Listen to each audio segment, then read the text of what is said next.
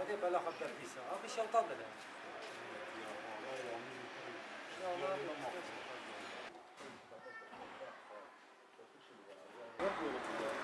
Arka tarafta da anlatıyor.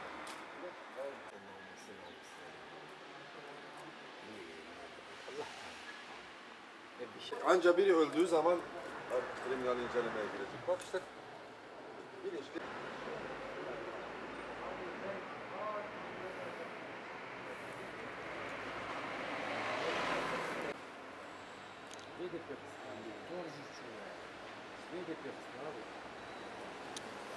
Bağımlı aracı bu sabah itibariyle kundaklandı. Bu daha önce benim kendi aracımın camı kırıldı bu mahallede. Kobane olayları döneminde ve kardeşimin aracı da aynı bu mevkide yakıldı. Bu bizim başımıza gelen 3. eylem. Devletin bu konu hakkında biraz daha tedbir almasını talep ediyoruz.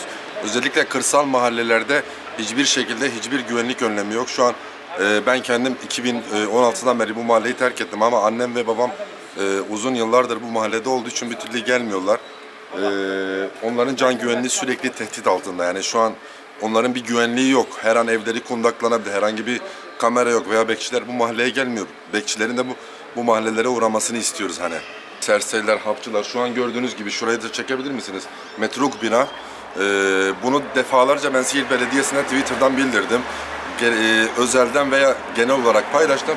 Hiçbir şekilde bir müdahale yapılmıyor. Hani biz gençlerin yaptığına inanıyoruz. Hani bu kendini bilmez gençler özellikle bu kesimde ciddi anlamda var. Hani hap alıp, bonzai alıp farklı maddeler kullanıp kafaları farklı bir kavrama geldikten sonra insanlara zarar verebiliyorlar. Şu an şükürler olsun ki sadece mala geldi. Hani değeri olmayan bir 10 bin liralık bir araca geldi. Ama burada şu an annem ve babama aynı şekilde zarar verebilirlerdi. Şu an tedirginiz bu konuda.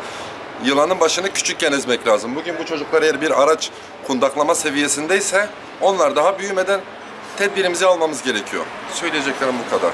Bugün sabahleyin saat 4 civarında sabah ezanından bir yaklaşık 1,5 saat evvel araba kimliği belirsiz kişilerce muhtemelen kundaklandığını düşünüyoruz. Çünkü yıllardır bu mahalledeyiz. Yaklaşık birkaç yıl evvel benim diğer biraderimin arabası da yakılmıştı. Zaten emniyetteki kayıtlarda da mevcut. Sabah saatlerinde 4 civarında arabanın yandığını gören vatandaşlar sağ olsun itfaiye ve 155'e haber vermişler. İtfaiye anında müdahale etmiş. Etmese zaten araba kül olacaktı. Yani biz birilerinden şüphelenmiyoruz ama illaki birileri tarafından kundaklandığını da biliyoruz. Yetkilileri bu konuda duyarlı bir şekilde göreve davet ediyorum. Gereken neyse yapılmasını istiyorum. Yine biraderimin arabası tam şurada. Yine yakılmıştı. Zaten dediğim gibi emniyetteki kayıtlarda mevcut. Bakılabilir yani. Olay saat 4'e 10 geçe.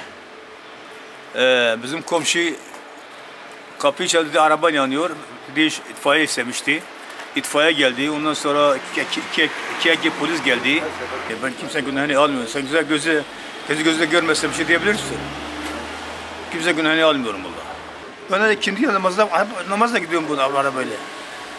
Namaz kıldım saat 3'te geldim bu arabanın kapını bıraktım mı? Öyleydi yani. 3.30'tu. İşte 4.30 öyle bir şey. 4.30 arası. Haber verdiler. Ondan sonra çıktık baktı araba yanıyor şey gibi.